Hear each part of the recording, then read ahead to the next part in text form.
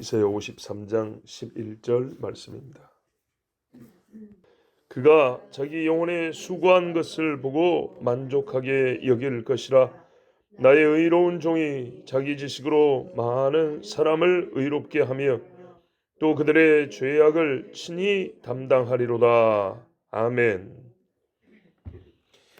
예수님의 고난을 육체의 것으로만 여기는 것은 부족하고 잘못된 생각입니다. 제 기억으로 이 10절에서 12절 본문을 전에 설교했던 것으로 기억합니다. 설교 제목이 생각은 안 나는데 분명히 이 말씀을 설교했던 것으로 기억합니다. 그때도 분명히 강조했을 겁니다. 10절에 영혼을 속건 재미로, 11절에 영혼에 수고한 것으로, 12절에 자기 영혼을 버려 이렇게 되어 있습니다. 예수님의 대속 죽음의 고통은 우리의 죄를 짊어진 영역은 육체만 국한되지 않고 영에까지 미친다는 것을 분명히 말씀해 줍니다. 영혼이 고통을 겪고 있어요. 영혼이.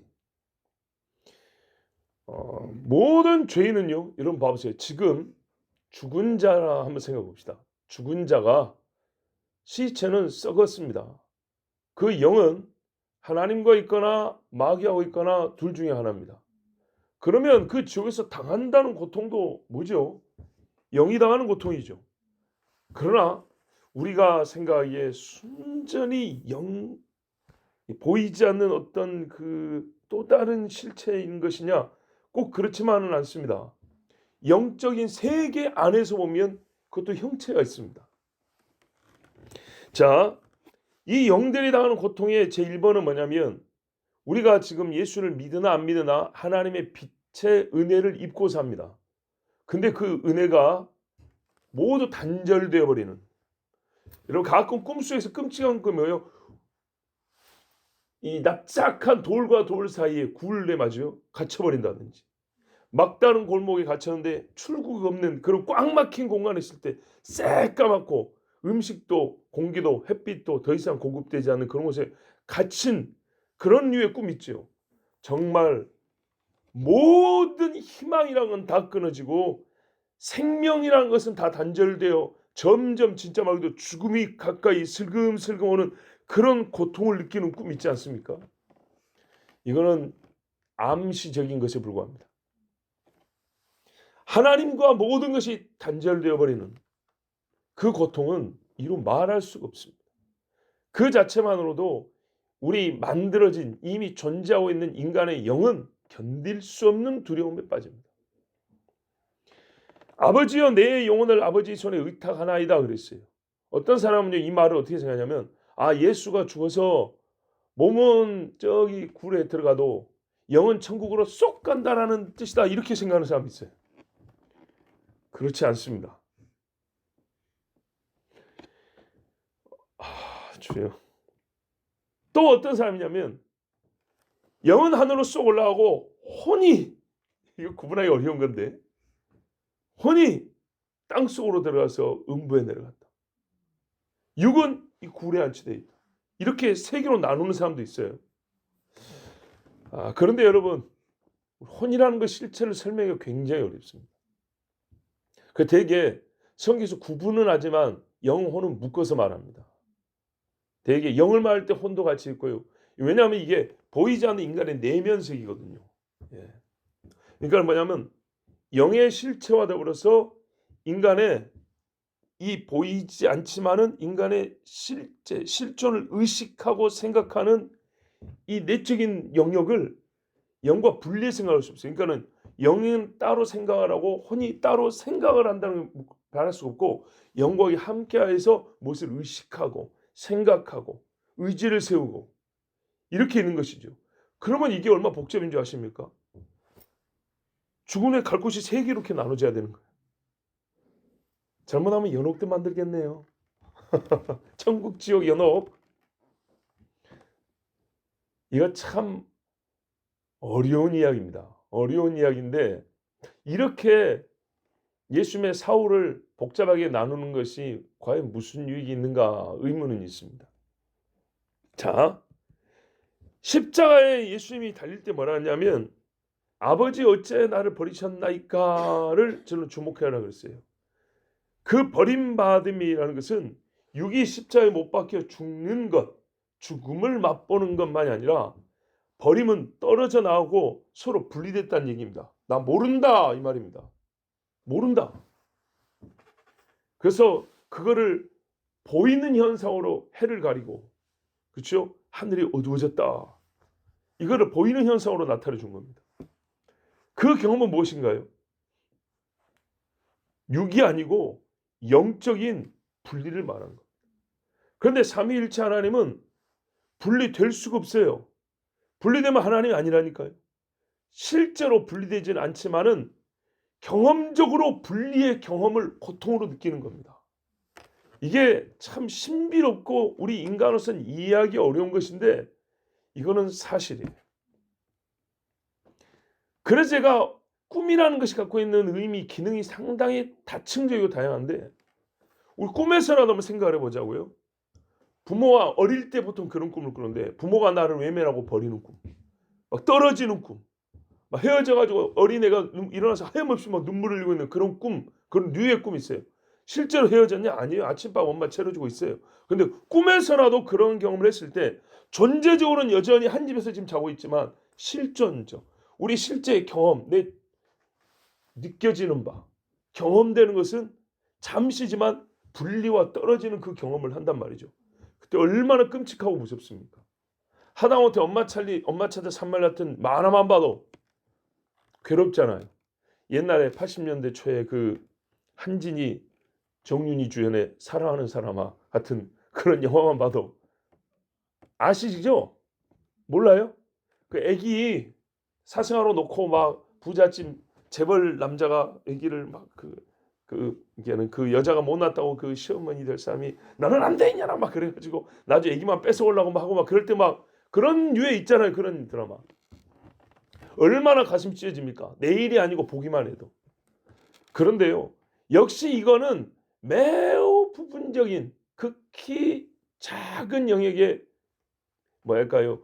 비슷한 사건일 뿐이고 실제로 예수님이 겪으신 것은 모든 사람의 죄를 다 짊어지고 죄 덩어리가 되었기 때문에 여기에 죄가 다 입혔기 때문에 하나님이 그 죄인을 용납할 수 없어서 죽게 하셨고 만약에 의를 이유로 했다면 죽이지 않아요. 예수님 죽을 이유가 어디 있어요. 그러나 죄를 입었기 때문에 죽이고 그러면 죄인이 겪는 거 뭐예요? 죽으면 지옥 간다 그랬죠.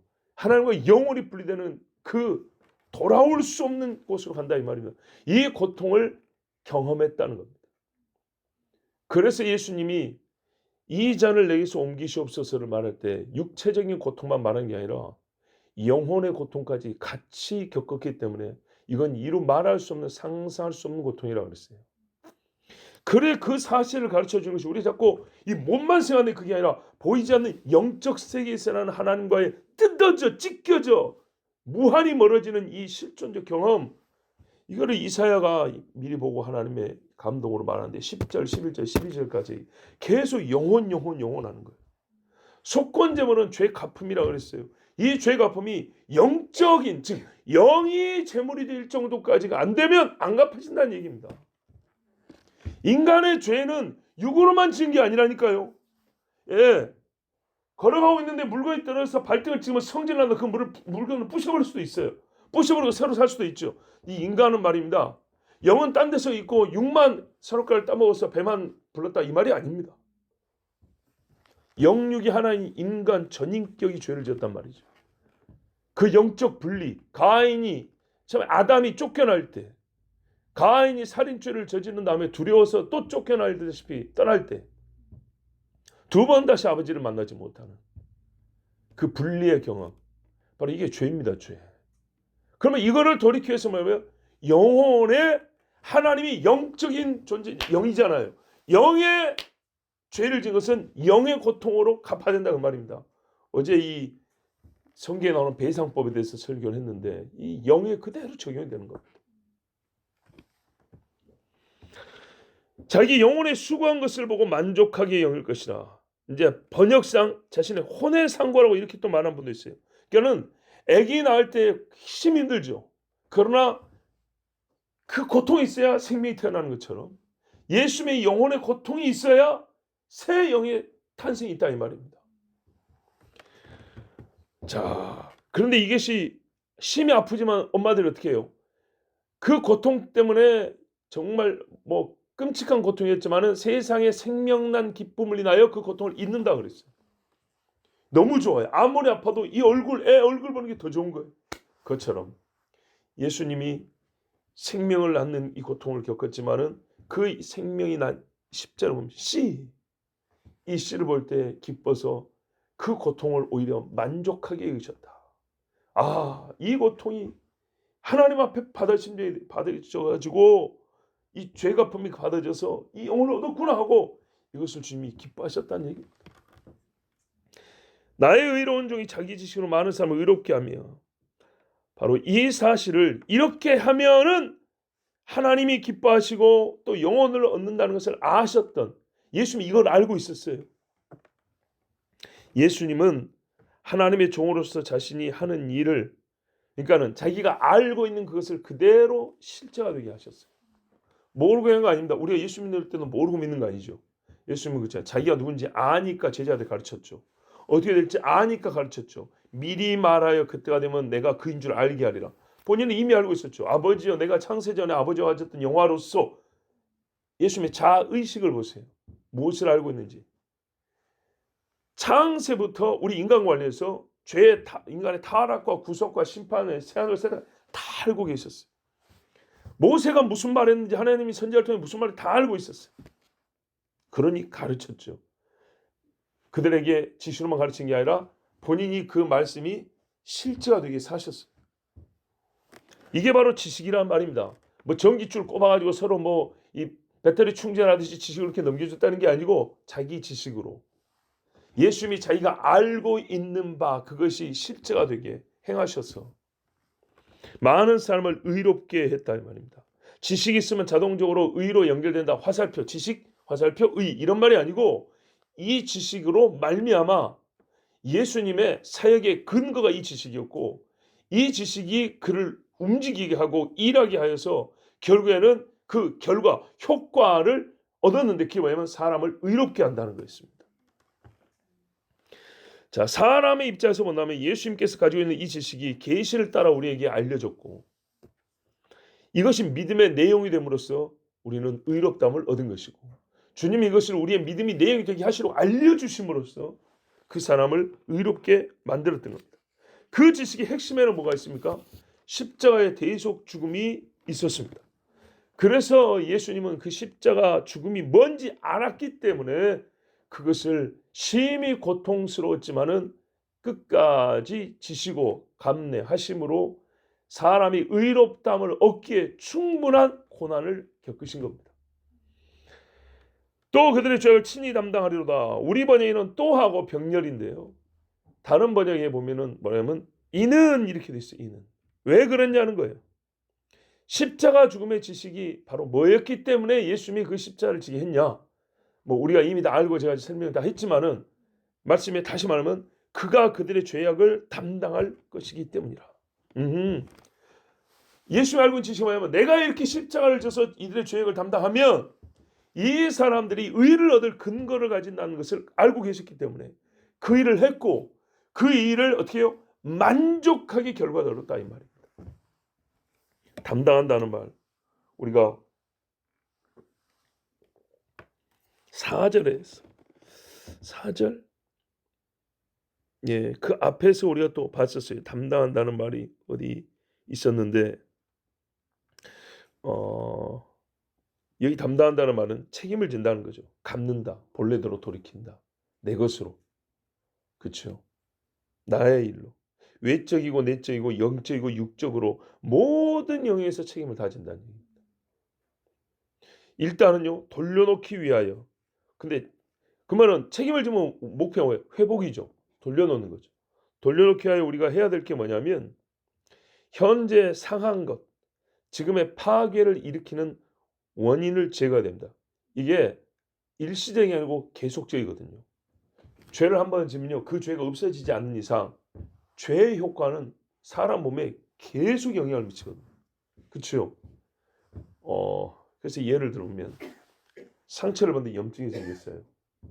염증이 생겨 살이 좀 썩었어요. 그리고 이렇게 좀 패였어요. 피부가 다시 조직이 이렇게 만들어지지 않아요. 우리가 원하는 바는 뭐죠? 본래대로 살이 차고 깨끗한 살이 차고 피부가 다시 덮이고 이 털도 다시 돋아나고 이걸 원하죠. 그럼 어떻게 해야 됩니까? 살이 돋아나라고 여기 돋아나라 그러면 됩니까? 아니죠. 여기다 막 살을 채울까요? 그러면 안 되죠. 일단은 병원균을 제거해야 될 거 아닙니까? 그죠? 염증 치료를 해야 되죠. 더러운 거를 닦아내고 긁어내고 소독을 하고 약을 발라가지고 몸을 상하게 하는 원인을 제거하면 그 다음에 자동적으로 이렇게 영양 섭취하니까 살이 차오를 거 아닙니까? 물론 인간의 치료라는 건 그래도 흉터 남을 수 있지만 하나님은 이걸 완전히 깨끗하게 해준다는 거 아니에요. 그러나 원리는 같죠. 더러운 거를 제거해야죠. 제거부터 하는 거죠. 자, 그런 것처럼 우리가 고치고자 한다면 상함의 원인을 제거하는 일이 앞서야 됩니다. 그래서 예수님이 뭐랬더니 죄를 제거한다는 얘기입니다. 죄를 담당했다. 가져가 버렸다는 겁니다. 여러분 요한복음 1장 29절을 보면 참 중요한 말씀이 있어요. 보라 세상 죄를 지고 가는 하나님의 어린 양이로다 그랬죠. 그렇죠? 근데 말입니다.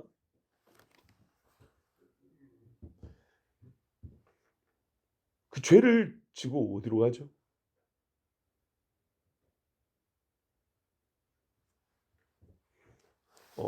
새벽에 나오신 분들에게 말씀드립니다. 뭐냐면 제가 주일날 설교를 하잖아요. 주일날 설교라는 거는 대부분이 주일날 아침에 다 나오니까 다 같이 듣습니다. 그러나 제 말을 오해하지 말고 들으셔야 돼요. 설교를 잘하니 못하니 중요하니 덜 중요하니 이런 개념이 아니고 내가 길리의 소리교회 목사고 여러분이 길리의 소리교회 성도잖아요.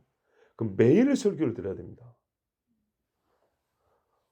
부모가 잘났고 못났고 서로 싸웠고 화목한 상황이고 이런 문제 아니고 부모가 자녀이기 때문에 연락하고 안부 묻고 서로 아침에도 보고 저녁에도 보고 그런 것처럼 특별히 이번 주 설교는 지난 금요일날 새벽과 뭔가 연관이 있고요. 지난 며칠의 새벽과 그렇게 관계 이런 말을 할 필요가 없는데 할 때마다 제가 좀 미안한 마음이 들 정도로 워낙에 안 듣는 걸 알고 있기 때문에 이런 말하면 괜히 들으라고 하는 것처럼 이게 참 좋은 설교 내가 설교 잘했기 때문에 한번 들어보셔야 하는 것처럼 그렇게 오해할까 봐 말할 때마다 좀 제가 굉장히 마음이 힘들어요. 그런데 그런 뜻이 아니고 다른 이유가 아니고 우리 교회 성도고 우리 교회 목사니까 서로가 얼굴을 못 봐도 그때그때 설교를 항상 듣는 것이 매우 자연스럽고 당연하다고 말하는 겁니다. 그걸 당연하다고 전제하니까 저는 뭐예요? 일주일에 한 번 온 사람들한테 띄엄띄엄 오는 사람한테 마치 연속 설교를 하는 것처럼 말하면서 아시죠? 또는 들어보셨죠? 이게 상관이 있습니다 하면은 띄엄띄엄 오는 사람들은 어떻게 해요? 나는 일주일에 한 번 오는데 또 새벽에 가끔 오는 사람도 아니 저기 일주일에 한 번 오는 사람들을 생각하고 그렇게 설교를 해야지. 미안하지만 그게 아니고요. 본래 정상적인 것은 우리 교회 성도는 우리 교회 목사의 설교를 항상 듣는다는 것이 대전제로 깔려 있는 거고 그래서 연속적인 상황에서 어제 했던 말을 굳이 며칠 했습니다 말할 필요가 없이 계속 이렇게 들으면은 자연스럽게 쌓이고 여기서 부족했던 여기서 채워지고 저기서 조금 애매했던 건 여기서 채워지고 여기서 요만큼 했던 건 30% 했던 건 여기서 50%를 또 채우고 그 다음 설교에서 20% 채우고 이러면서 더 온전해져 간단 말이죠. 저에게는 그런 이 사고방식 또는 그런 그 설교의 전개 방식 그런 관념이 있어요.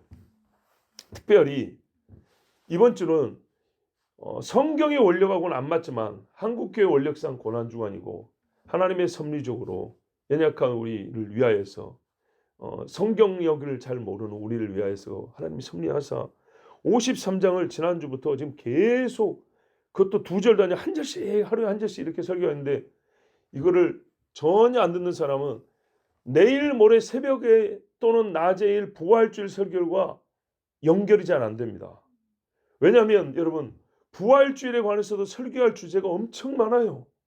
그리고 한 번 했다고 또 안 하는 게 아니라 몇 년 터울로 또 할 수도 있는 겁니다.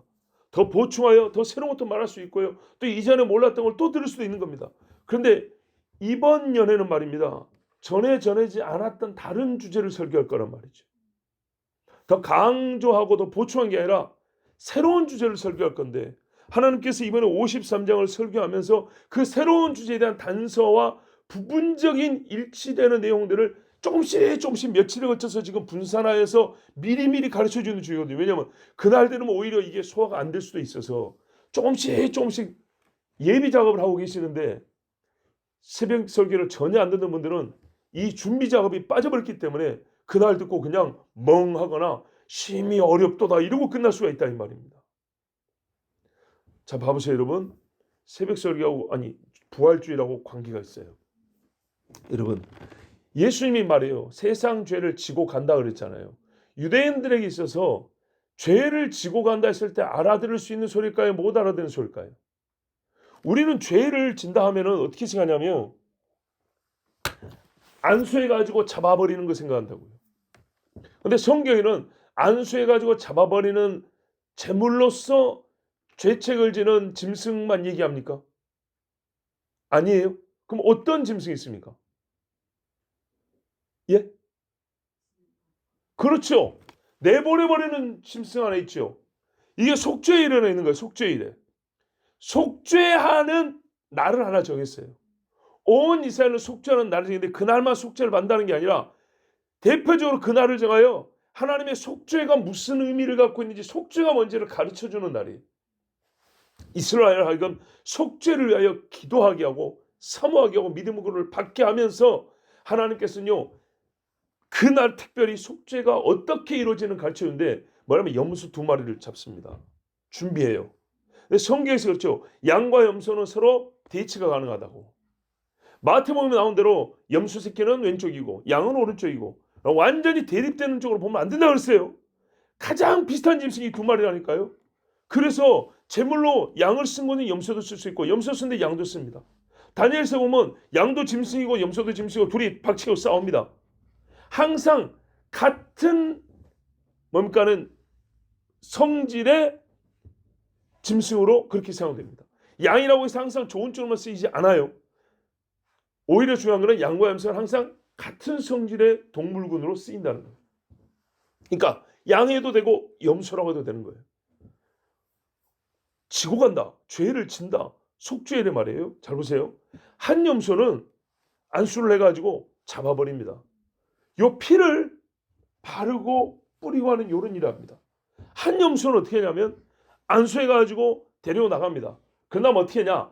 돌아오지 못할 정도에 되는 곳에 이르면은 거기 놓고 와버린다 했습니다. 뭐 어떻게 돼요? 얘는 못 돌아옵니다. 우리의 죄를 짊어지고 간 개가 못 돌아온다는 말은 뭐세요? 그 죄가 다시 우리에게로 오지 않는다는 얘기입니다. 우리에서 완전히 분리됐다는 얘기입니다. 근데 분리된 데 어디로 가냐? 개가 죽었죠. 결국 죽는다는 의미거든요. 죄를 가지고 죽는다만 아니고 죄를 완전히 분리시키러 떠났다는 의미의 강조가 있는 겁니다. 죽었다는 의미에는 이미 여기 제단에서 잡은 짐승 있죠. 회막 앞에 잡은 짐승. 여기 이미 죽은 거를 말해주고 자는 죽을지 안 죽은지를 우리가 안 봤어요. 근데 결국 죽을 거라고 생각하지만 의미는 어디에 강하냐면 이거는 하나는 죽는다는 거고 그 피를 흘린다는 거고 하나는 보내버린다는 겁니다. 여기 죄의 속죄 2가지 차원을 얘기하는 거라고요. 예수님께서 어떻게 했냐면 우리 죄를 다 짊어졌다 했잖아요. 그러면 짊어지고 죽었다. 이걸로 끝이 아닌 거예요. 우리를 죽으셔서 우리의 씻음을 한 다음에 죄를 우리 갖고 갔잖아요. 여러분 쓰레기 폐기하면은 트럭에 실으면 얘가 어디 갑니까? 쓰레기 처리장으로 가죠. 그런 것처럼 그 양이 말하는 거냐면 죄를 우리에서 완전히 분리시켜서 가서 죄가 있어야 할 곳으로 가서 그거를 던졌다 이 말이에요. 죄가 있는 곳으로 그걸 가져가버렸다는 거예요. 이제는 다시는 우리에게 돌아오지 않는. 그래서 동의서에서 뭔가 같이 분리시켰다는 이런 문학적인 상징적 표현도 있는 건데 이건 사실인 거예요. 왜요? 동의서에서 절대 안 만나는 것처럼 이렇게 가버린 죄는 절대 안 한다는 거예요. 그걸 말해주는 거예요. 그럼 그 죄를 어디로 가겠냐? 여러분 죄가 가야 할 곳이 어디예요? 우리가 의가 있는 곳인 하나님의 나라를 바라본다 그랬죠. 그럼 죄가 있는 곳은 뭐예요? 그렇죠. 나중에 보세요. 이 지옥도 잘 보세요. 사단도 적그리스도도 모든 죄인들도 이들을 싸고 있던 지옥 자체도 불못에 다 들어가 버린다고 했어요. 이거를 통으로 말하면 죄덩어리거든요. 죄란 말이에요. 죄. 그 모든 정체성을 싸고 있는 것이 뭐냐면 죄라는 거거든요. 이게 통째로 불못에 들어간다고 그랬어요. 그래서 예수님이 말하면 그가 죽으시고 어디 가냐 음부에 내려가사라는 말이 뭔 말인지 아시겠어요? 이제 좀 이해되시죠? 왜 갔냐 이 말이 왜? 죄를 가지고 가는 거예요. 죄를 가지고 죄를 짊어지고 죽은 그가 그 죄를 어디로 가져가냐 이 말이죠. 성경에서 이미 예표로 보여준 그 사건이 실제로는 뭐냐 이 말입니다.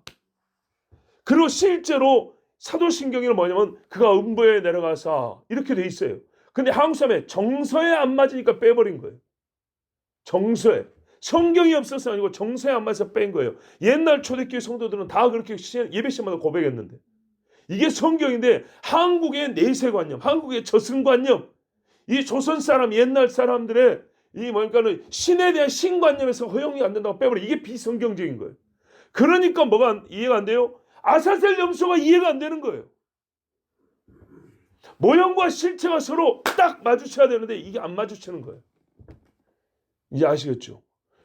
이게 이번 부활주일 설교 관계가 있습니다. 그런데 오늘 또 이걸 미리 말하냐? 미리 알아둔 것이 좋기 때문이기도 하지만 그보다 더 앞서서 뭐냐면 이 말 때문에요. 죄악을 친히 담당하리로다. 짊어졌다 이 말입니다. 짊어져서 계속 짊어지고 있냐? 내가 지금 계속 짊어지고 있을 테니까 너는 저기 가서 놀고 있어. 뭐 짐 지키는 엄마입니까? 어린이 공원에 가서? 그런 거 아니죠. 해결하고 온다는 거예요. 해결하고. 모형이기 때문에 그 염소는 다시 안 와요. 그러나 예수는요. 본인 자신이 무지한 하나님의 아들이기 때문에 하나님이 약속한 대로 이 일을 감당한 너에게 영광을 준다고 그랬어요. 하다못해 우리가 의롭게 된 우리가 복음 전하고 살다가 예수 말씀 듣고 살다가 하나님 나라도 영광을 얻고 상을 준다는데 그 아들 예수는요. 만약에 그가 가서 안 온다 해봅시다. 그러면요 우리는요 부활이 없어요. 우리가 하나님 앞에 상의 근거가 없어져 버리죠. 그래서 모형으로 보는 거예요. 염소는. 아시겠죠? 번제물은 죽고 부활이 없어요. 그러니까 모형이라는 거예요. 사건은 예표적 사건이라는 거고 그게 다 말해주는 게 아니에요. 중요한 핵심을 말해주는 것이지 다 말해주는 게 아니에요. 짐승은 짐승이고 하나님의 아들은 하나님의 아들. 비슷하고 유사하고 일치되는 부분이지만 엄연히 다른 거죠. 그래서 그 아들이 부활하여 오심으로 우리는 어떻게 해요? 죄가 제거된 상태의 사람들이 얻는 영광. 그 최후의 영광이 뭐냐면 이렇게 부활이구나. 이렇게 깨닫는 겁니다. 자, 하나님의 형상으로 온전한 회복이고 자녀의 권세를 회복하는 것은 이 존귀한 지위와 상태를 잃게 하고 변질되게 했던 원인을 제거해야 됩니다. 항상 그것이 앞서야 됩니다. 그래서 너희가 회개하고 예수를 믿으라. 회개하고 예수를 믿으라. 이렇게 말하는 겁니다. 그러므로 예수님은 사람의 죄를 다 걷어서 자기 몸에 입혀서 죽었습니다. 죄가 입혔기 때문에 이 죄에다 채찍질을 했어요. 죄에 대한 징벌입니다. 이 죄에다 침뱉음을 했어요. 이 죄를 박아버렸어요. 완전히 끝냈다는 의미죠. 자, 주여 그들의 죄악을 그가 담당할 것이기 때문이라. 그 담당으로서는 영원히 수고하는 고난까지 있어야 됐었고 그것은 아버지를 기쁘게 하고 예수님 자신도 심히 만족하였던 일이라고 말씀해 줍니다. 그는 죽으면서도 만족을 했다는데 우리는 받기만 하면서도 불만족스럽게 하나님의 이 구원을 받고 이리 양념하고 저리 양념해서 개조해가지고 더 입맛에 맞게 바꾸고 이러면 되겠습니까? 아니죠. 성경대로 받는 것이 제일 좋습니다. 제일 좋다. 유일하게 좋습니다. 바꾸면 복음이 아닙니다. 성경이 말씀한 대로 그리스도 예수를 받고 믿으십시오. 우리 영혼의 자유를 얻을 것입니다. 기도하겠습니다. 아버지 하나님 감사합니다. 오늘도 우리를 사랑하셔서 주 예수 그리스도 앞에 세워주시고 예수의 죽음으로 말미암아 하나님 앞에 의롭다함을 얻게 하심을 감사합니다. 주여 이제는 우리가 의롭다함을 받은 자로서 예수를 깊이 생각할 것이고 자유 얻은 자로서 육체의 기회를 쓰지 말고 다시 히브리 사람이 나는 당신의 종이 되겠소 하는 것처럼 나에게 주신 자유를 가지고 하나님의 자유 종된 삶을 살 수 있도록 인도하여 주시옵소서. 이 종된 일은 괴로운 것이 아니요 억누른 것도 아니요 심히 기쁘고 오히려 더욱 자유로운 삶이니 하나님의 법 안에서 하나님의 은혜 안에서 늘 주님과 동행하며 살게 하여 주시옵소서. 주여, 하나님 말씀을 더 알고 싶습니다. 보여주시고 깨닫게 하여 주시고 우리에게 계시의 영을 더하여 주시옵소서. 예수 그리스도 이름으로 기도하옵나이다. 아멘.